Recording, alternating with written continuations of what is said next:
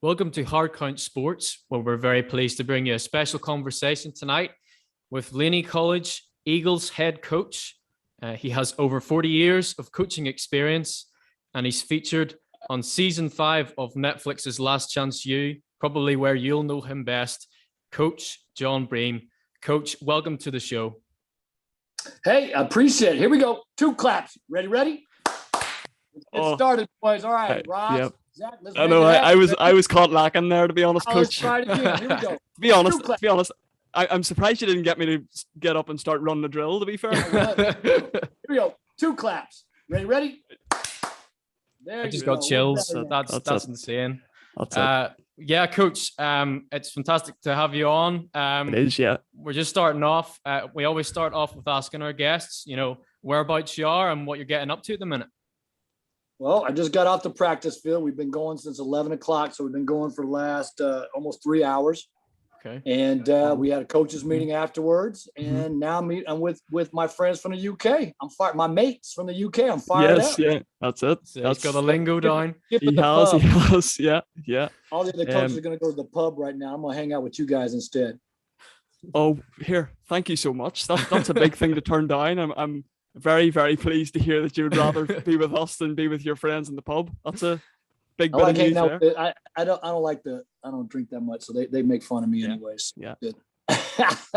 There you go. That's it. So as Zach said, most people will know you off the Netflix series Last Chance U. A lot of guys in Britain and Ireland will have watched that series and seen Laney College feature on that. John, how did you guys get that opportunity to go on the Netflix? Did they approach you or did you approach them? How did that come about?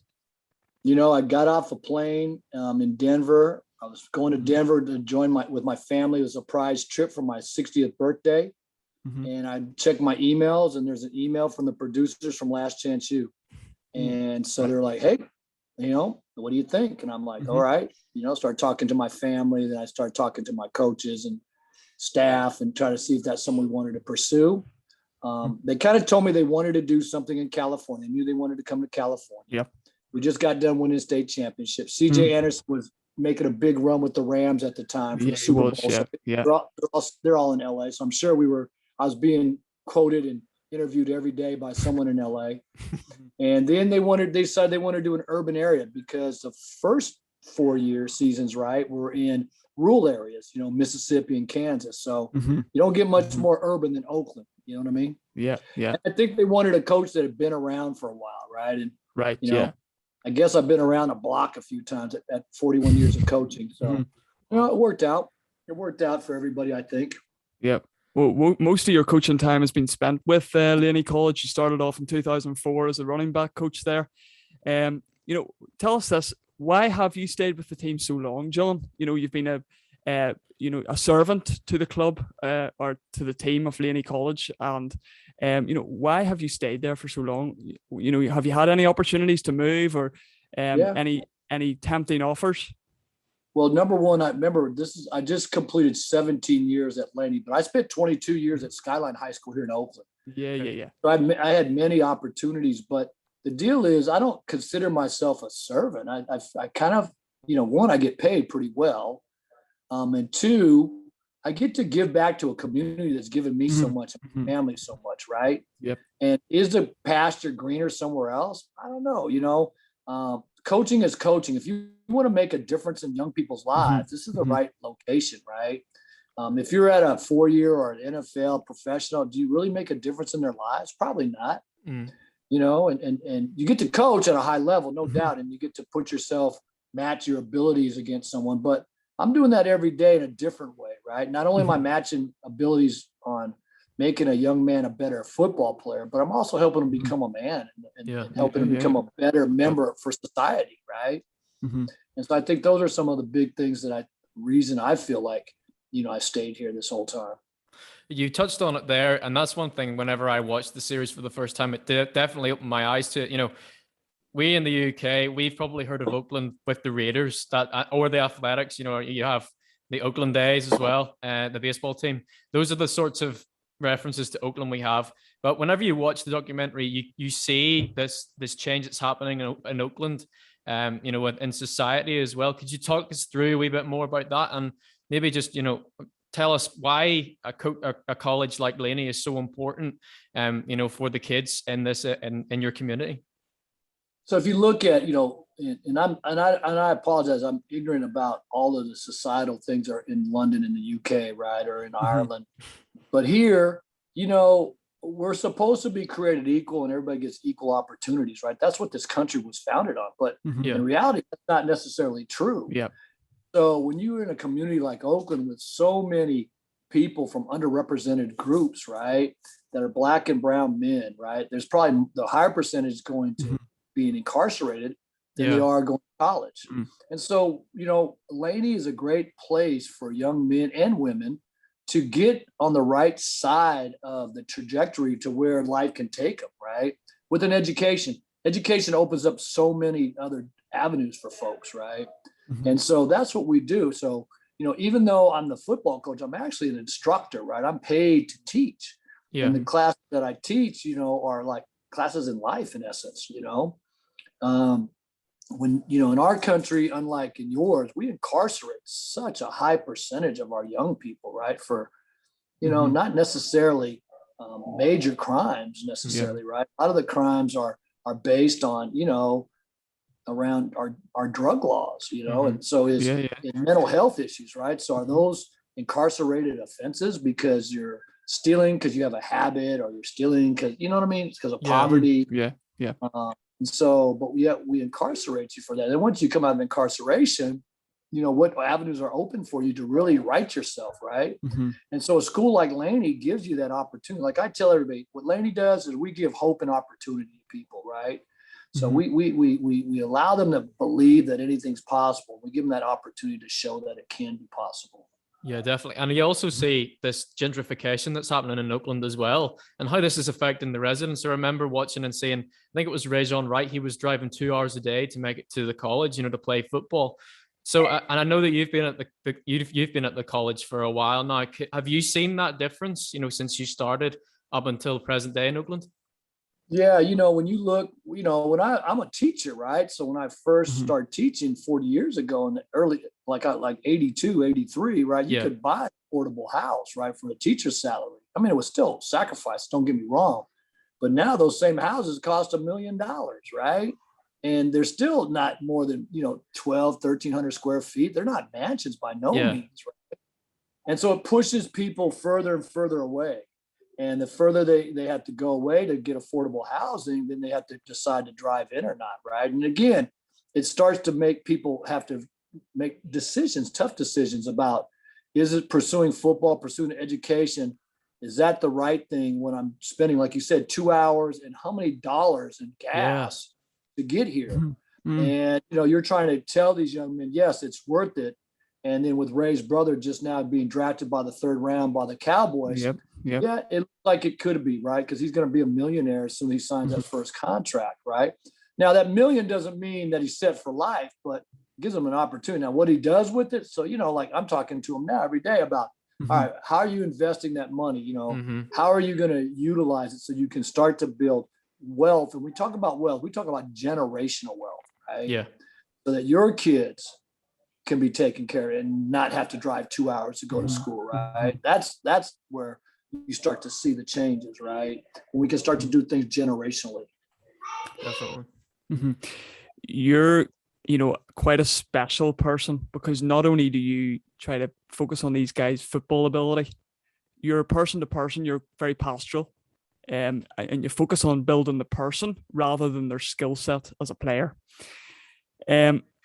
Coach, has this always been the case? Have you always put, football ability to the back burner in that sense and tried to come alongside your players and focus on them as a person?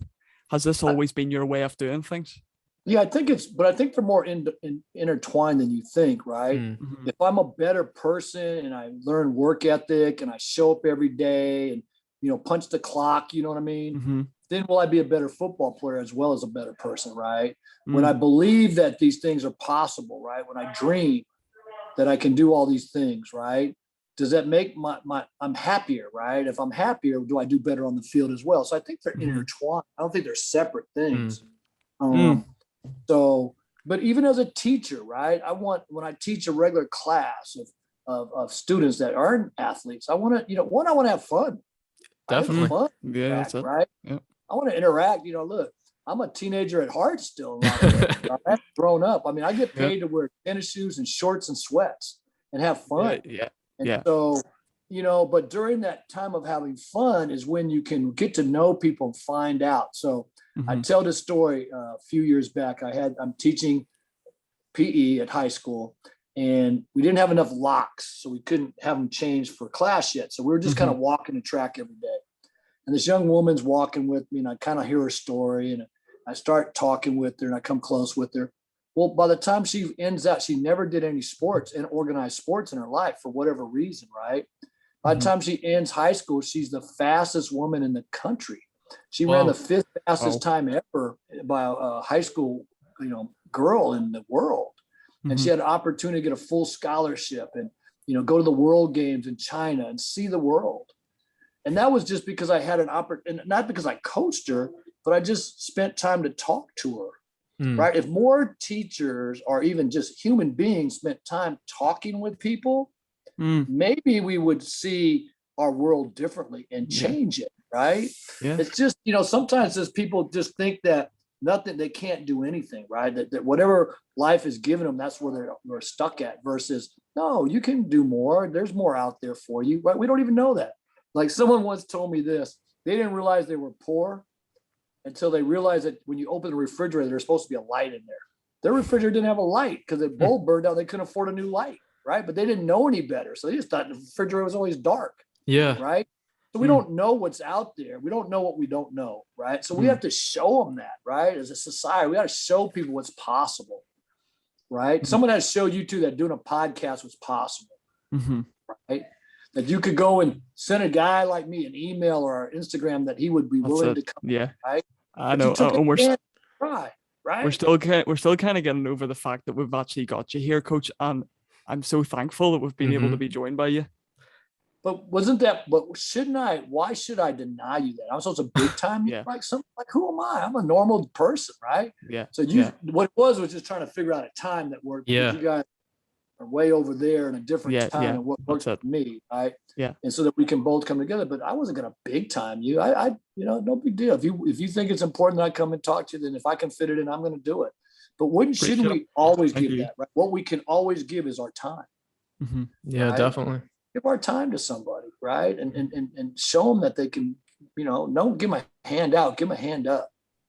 That's absolutely beautiful, and like whenever we were preparing for this podcast, we knew the kind of guy you are, the values that you have, and we were thinking, we'll be talking X's and O's, but that's just a beautiful lesson in life, not like for everybody, you don't have to, you'll be listening to our podcast, you may be interested in American football, but that's just a lesson that everybody can learn. And I think that's fantastic. And it's beautiful. And that's something that I really enjoyed throughout the course of the series. And I thought that you did really well was you were a father figure for that team. And I did have to say, yes, you were able to throw your arm around them and help them in the times of need, but also you were a tough love kind of guy as well. And I think though that's, yeah, exactly. But it's needed, it definitely is needed. Yeah. And sometimes you got criticism and you got a lot of junk whenever you didn't deserve it. One of my favorite moments was number day.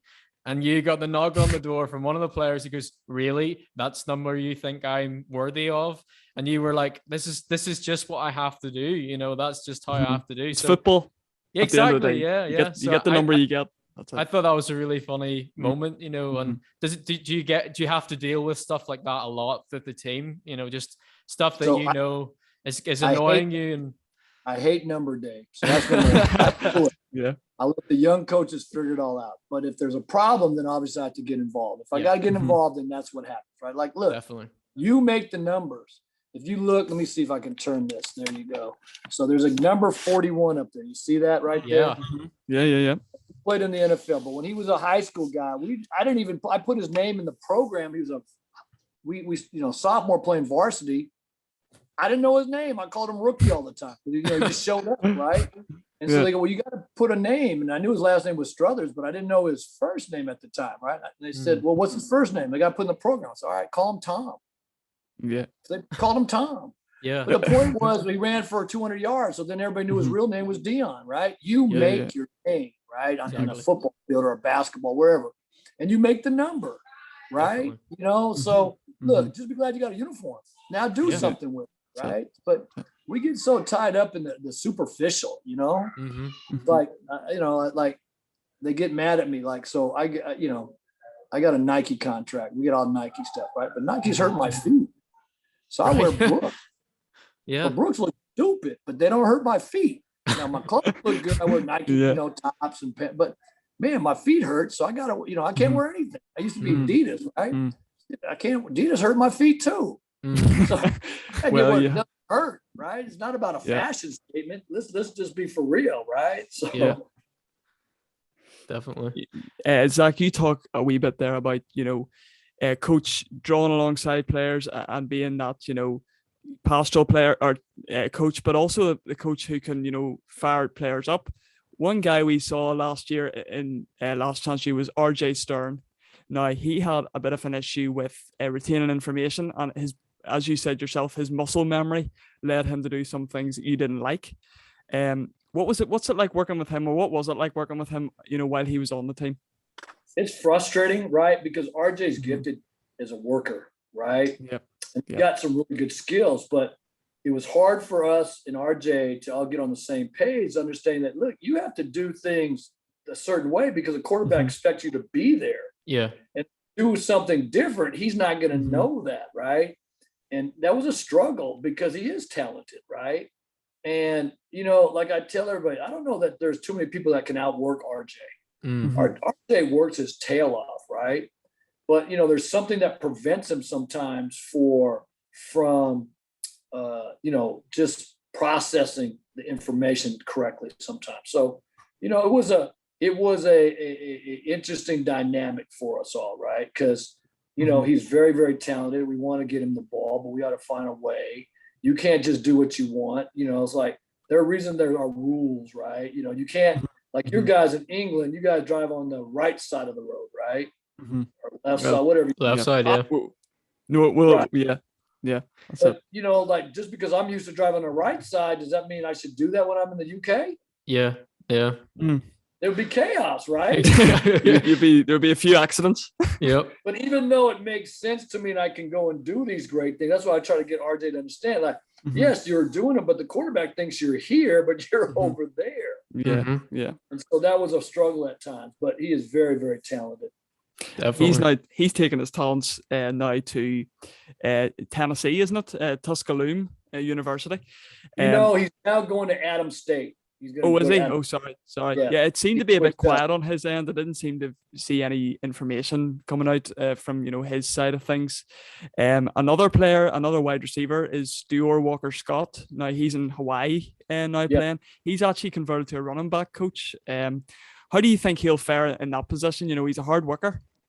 What do you think the future holds for him? He's talented, right? I mean, again, he's a talented young man. So it's just, can he learn to be a running back, right? Which I think he can. And you see it when he runs the ball to quarterback, right? Yeah. Dynamic for us. And like I tell everybody, look, you just got to put your skill set and translate it to the position that you want. Do you want to get on the field? Are you so hard-headed that you only want to play one position? Or you're willing to help the team first and then do you? And so he was always willing to put the team first and do him. So, and he was very successful. I think he'll continue to be successful.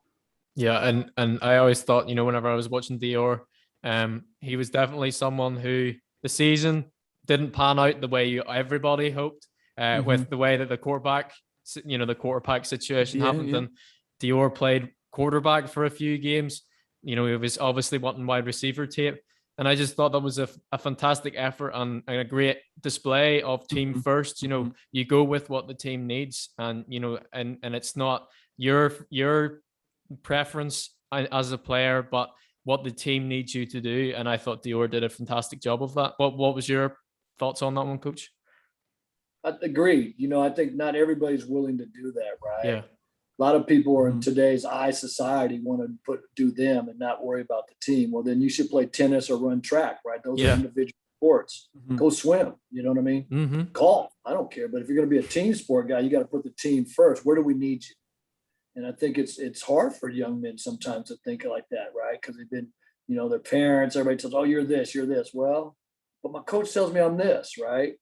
Well, who's right? Well, I'm not saying who's right or wrong, but the point is, it's my team. And so this is where I need you. So either you can help my team out and be there, or you can go to someone else's team. Mm-hmm. And it's pretty simple, right? I mean, when you go to a job, right? Isn't that what happens at a job? You do what the boss tells you, right? I mean, Yeah. Mm-hmm. if you're going to work cohesively anyways, if not, then then be an entrepreneur, a sole proprietor and run your own business. You don't need no help. Yeah. Yeah.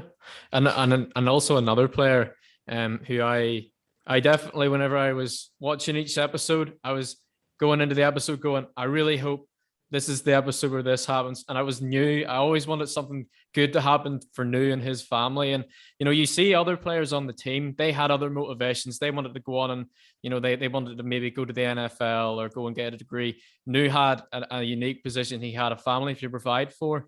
And I thought that your relationship with him was really good because you convinced him, you drove him to be the best he could be in order to provide for his family. And, it was incredible to see. I think he's at Murray State, if I'm right. Yes.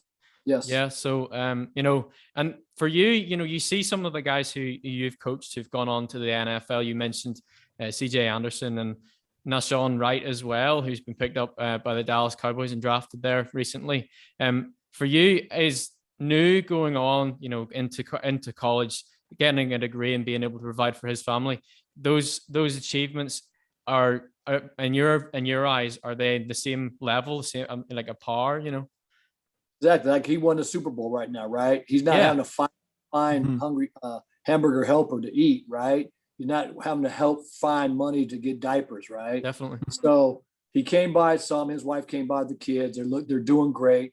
And he's going to actually be able to graduate and start working on his master's while he's still at Murray State. And so that's a win-win, right? And anything after that is icing on the cake. And that's what people got to understand, right? That's the hope and the opportunity that we provided, right? His story was, his dad was incarcerated. Dad had, issues with substance abuse, right? But now, and his mom was raising him. But look now, he's going to be able to break that cycle. And what does that mean for his kids? The cycle for his kids now. Right? Yeah. And that's what people don't understand. That's the opportunity that we give these folks, That's why education is so important. And then that's why I'm hard on people. But at the same time, I want to make sure that I show them that these things are possible. Neither of my parents graduated high school. I have a master's degree. My wife has a master's degree. My one daughter has a PhD. My other has a master's degree. You know what I mean? So my parents worked so that I could go to get an education. Now I work to get my daughters an education. They'll work to get their children educations, right? And that opens up the door, right? That's all we're saying. You still, that's all we ask, that everybody have an opportunity to go to school and better themselves. Coach, you mentioned a wee bit earlier about, the fact you've been coaching for 40 years and you won a state championship there in 2018. Would that be the highlight of your career, as a coach? I think it was, but it isn't, right? There's so many highlights, right? I mean, like I said, for New, getting a scholarship, what a great highlight, right? And I've had his brothers, right? They all been successful. Right? When Marvell, when he's over there 77, when he went to the Super Bowl, he brought, my daughters and I, we were there on the field with the confetti coming down when he won the Super Bowl, when they beat when they beat Seattle in Detroit. Those are highlights, having the coaches on my staff that used to play for me. Those are highlights. So I don't know that there's one, they're all, like those MasterCard moments in the commercial, right? They're priceless. They're all priceless, right? I've been so blessed to work with a group of young people that have been so successful, maybe in spite of me, you know what I mean? And I got to be a part of that journey. That to me, you can't change. So then going ahead to this upcoming season, what's the team looking like for this year? How do you guys, what's your goals going into the season? Do you think you're aiming for that state championship once again? So my goal is just to play. right? We got these guys finally back from quarantine. We got them, you know, kind of going to class again. We got them working out and lifting. So let's just see if we can play a game, right? We haven't been able to, we could have played in spring if it worked out, it didn't, right? So that's number one. And then we'll take it one step at a time from there, right? Shoot, I'm still learning how to coach again. You know, I've been off for so long, you know, like, man, I had to get my coaching voice back. You know, right? Right? You know, your voice is usually, and you know, it's just like lifting weights. You got to lift voice, you know, you got to get used to it. So I just want, you know, like I said, for everybody to stay safe. I want these young people, and what people don't understand, when COVID came, it was devastating for some people, right? We got people that not come back to school, right? That they just kind of just dropped through the cracks, right? School wasn't around, we weren't around, routine wasn't around. Life took a toll on them, and not because of not COVID itself, by getting COVID, just because there was so much despair, right? That we're going to be. So just getting that light at the end of the tunnel, making it bright again for people. That's kind of where I'm at right now. Definitely. And, you know, with COVID, it was so devastating for so many people. And whenever, you know, you obviously think of the people who in hospital, the doctors and nurses, you know, everywhere in the world, those are the guys you think of as well. But you think of as well, whenever you've thought about all those guys, the football guys who, you know, the undrafted free agents, those guys who are needing tape to go on to the next level, all that kind of stuff, you know. And so it does impact a lot. And like, you know, you guys weren't able to play a football season. We've been interviewing countless college players as well, and they've had the same experience. So, you know, do you think that 2021 is going to be a year where there is that little bit more importance on people's play, all their time on the field, how many reps they get on the tape that they have next year? I think it will be in some ways, but I hope that they just see that a year ago they weren't even on the field, right? You couldn't even see each other's faces, right? I mean, we were isolating, right? We were depressed because people didn't have jobs, people were dying, right? So now that we're coming full circle, I hope they see the other side, right? Can we look at the glass as half full, not half empty? Definitely. And I think that's the biggest key to keep pushing to everybody. Look where we're at. We'll get better, but you know, let's do this first. This honestly, Coach, your optimism is infectious. Like, it's uplifting me. You know, like, I'm ready to go out there and run for miles. So Zach, where are you at right now in the UK? I am in Northern Ireland. Ross is as well in Northern Ireland. We're a couple of towns. If you know where Belfast is, I'm north of Belfast. Well, I know about it, young guy, because you guys are always in the news blowing something up. That's pretty much that's us. That's us. It. Yeah, down to a T. I'm north of Belfast, and you're the south of Belfast. And I'm south. So, yeah. But you can could you tell our accents are a wee bit different? Well, I was on my way to the UK actually before the pandemic. You know, I was supposed to be March. I was supposed to be in the UK in April actually. Oh, right. Okay.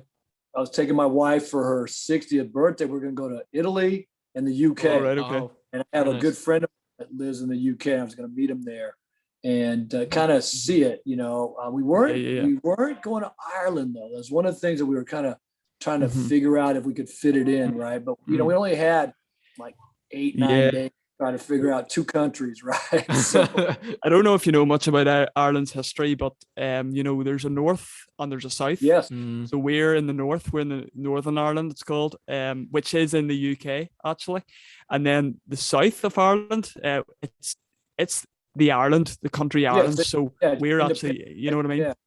The North was fighting the British, right? Because you got to be free.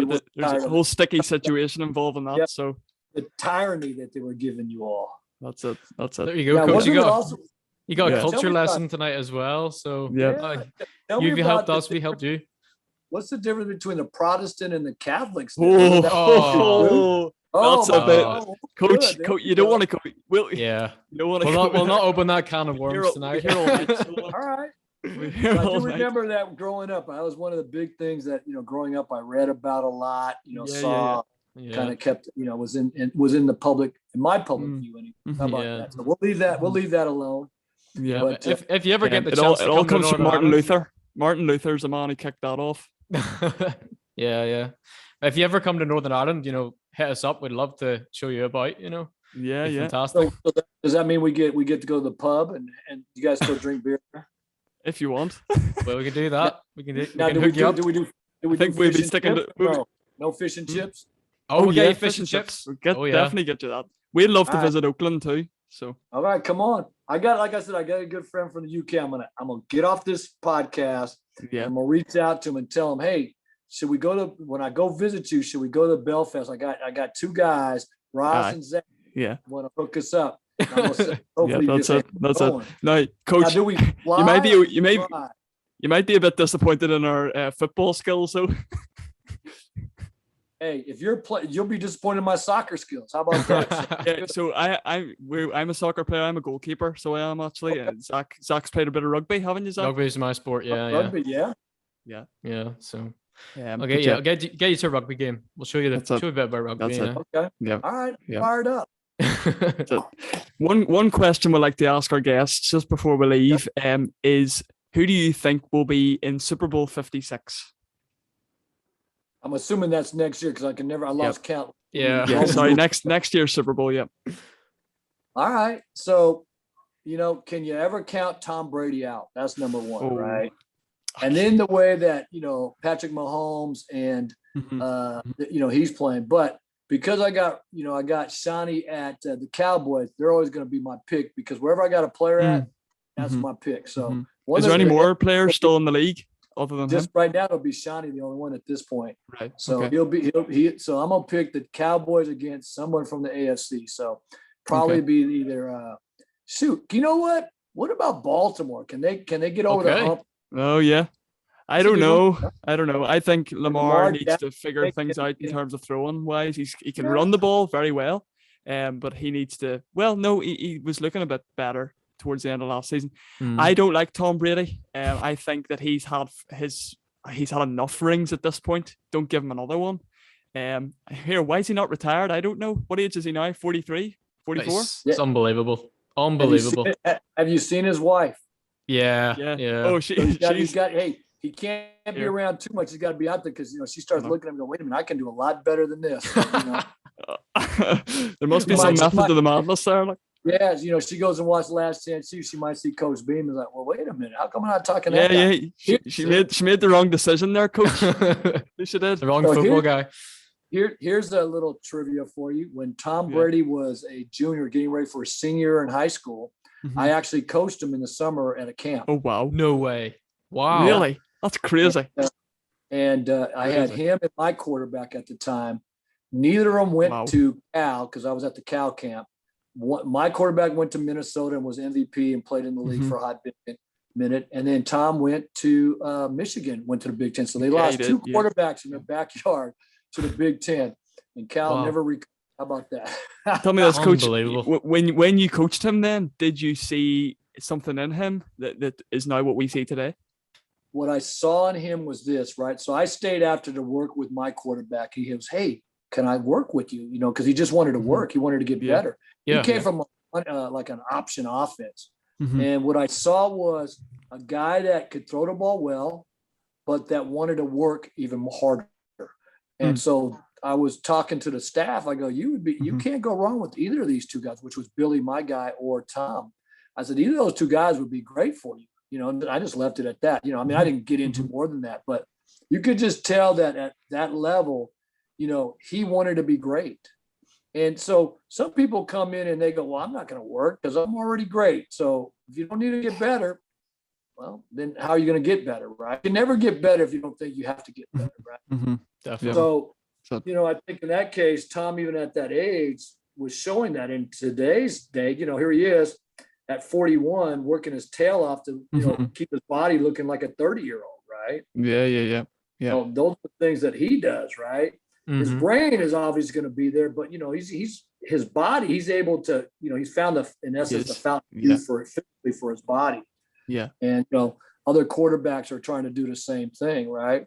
And the offense that he does because it releases so fast, he doesn't take a lot of hits. Mhm. No. Or a guy like Mhm. Lamar Jackson and even Mahomes that runs so much, they're taking a lot. They're getting some hits. Lamar way more than Mahomes, Mhm. but Brady would never take those type of hits, right? Gets the Mhm. ball out, they protect him. And so he's been able to play a long time in the league. Definitely. Never to be outdone. Sorry, go ahead, Zach. I wouldn't usually, whenever you say there about Dallas going to the Super Bowl, I wouldn't usually root for the Cowboys, okay? But I will make an exception for your Laney built guy. So we were talking about this. I don't either. I wouldn't normally root for the Cowboys either, but I had Sterling Moore play there before, so I made sure I rooted when he was there as well. Definitely. I was gonna say, Coach, Tom's 41, but I'd say the team could throw you in a quarterback and it'd be all right. As long as I didn't have to throw over about 12 yards, I have a chance, right? But anything over 12, read option, no? Read option, yeah. I'd be in there. I'd be reading, all right, reading to get help. We saw you benching on Last Chance U. You're in good shape. You're in good shape, definitely.